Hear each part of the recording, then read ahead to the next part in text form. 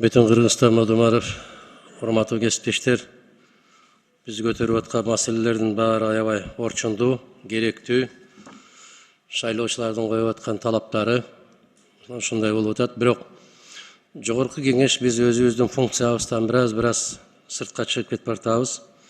Чарбалык маселени көбүрөөк айтып кеттик. Мына ошол маселелердин баарын жогорку кеңеш конституциялык укугу менен кантип жөнгө салса болот, урматтуу кесиптештер.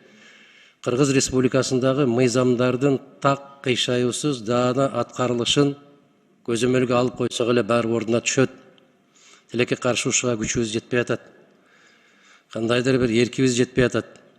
Мына кечээ, урматтуу кесиптештер, 26 мыйзамсыз кармалып олтурган кыргыз жарандары, анын ичинден кыргыз кыздары, байбичелери отурган, жигиттер отурган маселе мыйзамсыз экендиги жөнүндөгү айткан маселе эмнегедир жакшы мындай бир көңүлдүн ортосунан табылбай атат орун. Тилекке каршы баш прокурордун орун басары кечээ ушундай кылып жарыя салды.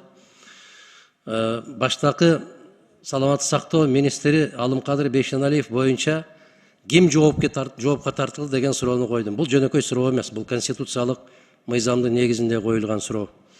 Мына кезинде ал жигит киши боюнча кылмыш иши козголду деп момундай кылып жарыя салган баш прокуратура. Эмне дейт? 7 кылмыш иши козголгон дейт. Анын бирөө коррупция беренеси боюнча, экөө пара талап кылгандыгы боюнча жана 4-өө кызматтык абалдан одоно пайдаланып, алдын ала Кыргыз Республикасынын пайдасына каттуу соккурган контракттарга кол койгондугу үчүн деп 7 кылмыш иши козголгон. Эч нерсе болгон жок. Баш прокурор убактылуу кызматынан четтетилди.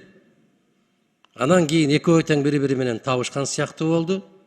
Баш прокурор кызматына келди. А киши жоопкерчиликтен кутулду. Мен кечээ ушул суроону койдум. Ким жоопкерчиликке тартылды деп.